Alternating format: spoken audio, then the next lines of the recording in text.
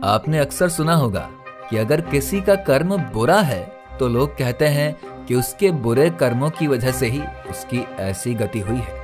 वहीं जब किसी का कर्म अच्छा होता है तो लोग कहते हैं कि इसने जरूर अपने पिछले जन्म में कोई अच्छा काम किया था, तभी तो इसे इस जन्म में ऐसी ऐशो आराम वाली जिंदगी मिली है। लेकिन आखिर इन अच्छे और बुरे कर्मों को किस आधार पर बांटा गया है और ये कर्म कितने प्रकार के होते हैं, आइए जानते हैं आज की इस वीडियो में। महाभारत में कई महान पुरुषों ने और कई विद्वानों ने कर्म के बारे में कई अलग अलग मत दिए हैं। इतना ही नहीं, हमारे धर्म शास्त्रों में भी मानव जीवन और उसके द्वारा किए गए कर्मों को लेकर ढेर सारी बातें करी गई हैं, जहां पर बताया गया है कि ये कर्म कुल 3 प्रकार के होते हैं, जिनमें पहला है क्रियमाण या आगामी, वहीं दूसरा कर्म है संचित और तीसरा और आखिरी कर्म है प्रारब्ध।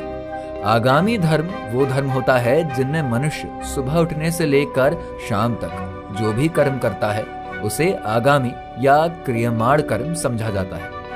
ये कुछ ऐसे कर्म होते हैं जिन्हें करने से मनुष्य की दिनचर्या चलती रहती है और मानव जीवन को एक गति मिलती रहती है। ऐसी वस्तुएं जो निर्जीव हैं, अर्थात उनमें जीवन नहीं है, वो ऐसे किसी भी कर्म को करने में समर्थ नहीं होते हैं। इसीलिए ऐसे कर्म मनुष्य को सजीव बनाते हुए उसके जीवन को गतिमान रखते हैं और ये किसी भी मनुष्य का सर्वप्रथम कर्तव्य है कि वो अपने नित्य के कामों को करे। उसके ये कर्म ही उसके जीवित और गतिमान होने का आभास करवाते हैं। ऐसे मनुष्यों के द्वारा किए गए कर्मों का फल ज्यादातर उन्हें तुरंत ही मिल जाता है। जैसे अगर किसी व्यक्ति ने नित्य समय पर सुबह उठकर अपने नित्य कर्म किए, स्नान किया, भोजन किया, तो वो अपने शरीर के एक अलग ऊर्जा का संचार महसूस करेगा।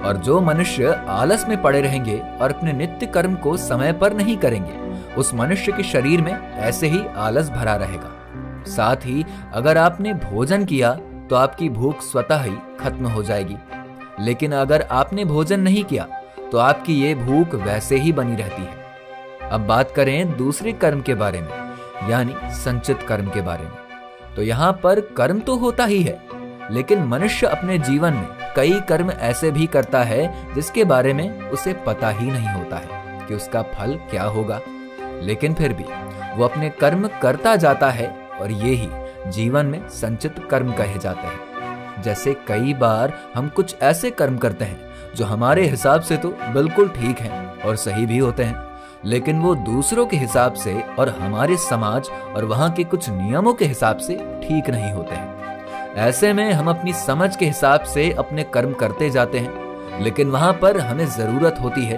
अपने उस कर्म को सुधारने की और उसमें बदलाव करने की। इस प्रकार हम जो भी कर्म करते हैं वो हमारे चित्त में जाकर बस जाता है और उसका फल भी हमारे चित्त में ही निवास करने लगता है। यानी जब तक हमें इन कर्मों का फल नहीं मिल जाता है तब तक ये हमारी आत्मा हमारे चित्त में ऐसे ही समाहित रहती है और ऐसे ही कर्मों को संचित कर्म कहा जाता है। वहीं तीसरा कर्म प्रारब्ध कर्म के तौर पर जाना जाता है, यानी यहाँ पर हमारे कर्म पूरी तरह से हमें फल देने के लिए तैयार होते हैं और अगर हमने जीवन में अच्छे कर्म किए हैं तो हमें अच्छा फल मिलता है और अगर हमने बुरे कर्म किए हैं तो हमें बुरा फल मिलता है।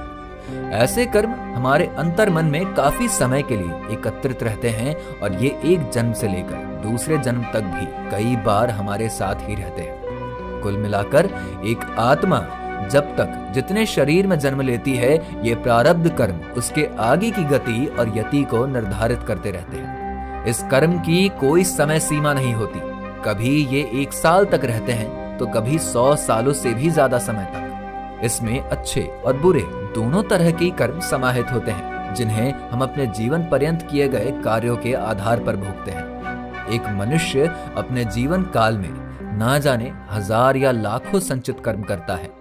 कर्मों के बारे में गीता में भी भगवान श्री कृष्ण कहते हैं कि हे मनुष्य, तुम कर्म किए जाओ बिना अपनी फल की चिंता किए, क्योंकि कर्म ही है जो तुम्हारे हाथ में है और अच्छे कर्म करके ही तुम अपना जीवन सफल बना सकते हो और इस मानव जीवन के महत्व को यथार्थ कर सकते हो। तो कर्मों के बारे में हमारी ये वीडियो आपको कैसी लगी हमें कमेंट करके बताइएगा। और वीडियो अगर आपको पसंद आई हो तो इसे लाइक करके हमारे चैनल को सब्सक्राइब करके साइड में बने हुए बेल आइकन को भी प्रेस कर दीजिए।